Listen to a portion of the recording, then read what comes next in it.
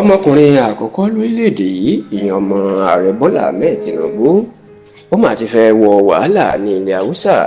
pẹ̀lú ọ̀rọ̀ tí wọ́n ń gbé kiri nípa ẹ̀ èyí tí wọ́n ní ó sọ tó ti ń jà rẹ̀ lórí ẹ̀rọ ayélujára báyìí tó sì jẹ́ pé dàsìkò tí a ṣàkójọpọ̀ ròyìn yìí Ṣèyí ọmọ Tinubu kò tí ì fèsì lórí awuyewuye tí wọ́n ń gbé kiri náà bẹ́ẹ̀ ni kò tí ì sọ̀rọ̀ rárá àti rárá lórí bóyá lóòótọ́ ló sọ̀rọ̀ ọ̀hún tàbí bẹ́ẹ̀ kọ́. Ǹjẹ́ ọ̀rọ̀ wo ni ọmọkùnrin àkọ́kọ́ lórílẹ̀‐èdè sọ tó di ariwo náà? Ó mà ní ìfọ̀rọ̀wérọ̀ kan tí wọ́n ló ṣe níbi tí wọ́n ló ti sọ̀rọ̀ nípa ìjọba bàbá ẹ̀ àti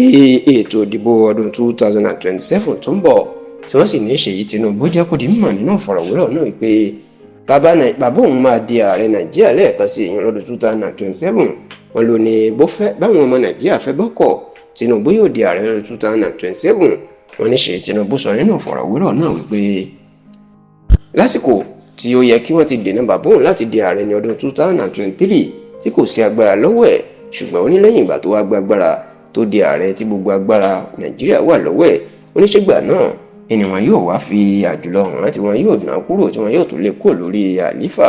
Ṣèyí Tinubu ní eléyìí ò lè ṣeé ṣe o kí gbogbo àwọn tó ń gbèrò ẹ̀ kàn yà lọ mọ̀ pé 4+4 = 8 ni o èèyàn pé Tinubu bàbá òun yóò ṣe ọdún 8 kódà wọn ló jẹ́ kó di mọ̀ pé báwọn èèyàn fẹ́ bọ́kọ̀ wọn ò lè dá bàbá òun dúró kódà wọn ló ní Ọlọ́run gan ò lè dá bàbá òun dúró. Ọ̀rọ̀ yìí gan èèyàn bá ṣe ní Ṣèyí ní Ọlọ́run gan ò lè dá bàbá òun dúró ni ló máa di ariwo tó ti ń gbé káàkiri orí ẹ̀rọ ayélujára báyìí.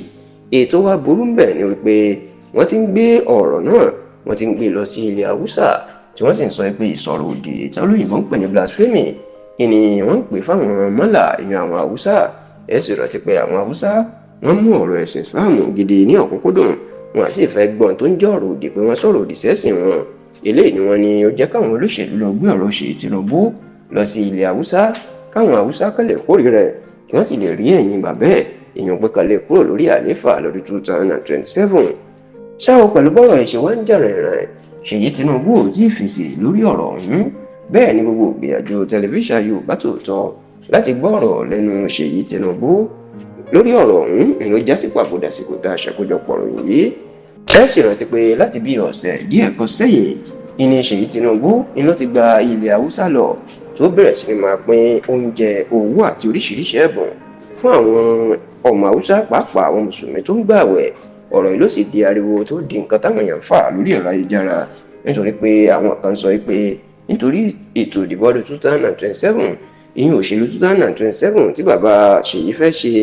dupò ààrẹ lẹ́ẹ̀kan sí ni ló jẹ́ kó máa pín nǹkan. ṣùgbọ́n lórí ọ̀rọ̀ tuntun tó wá ní Ṣèyí Tinubu ṣẹ̀ṣẹ̀ sọ yìí tí wọ́n lò ní Ọlọ́run kò lè dáàbò òun dúró láti di ààrẹ orílẹ̀-èdè lọ́dún 2027 ó ti di wàhálà o ó sì ti di ariwo ńlá ní ilẹ̀ haúsá.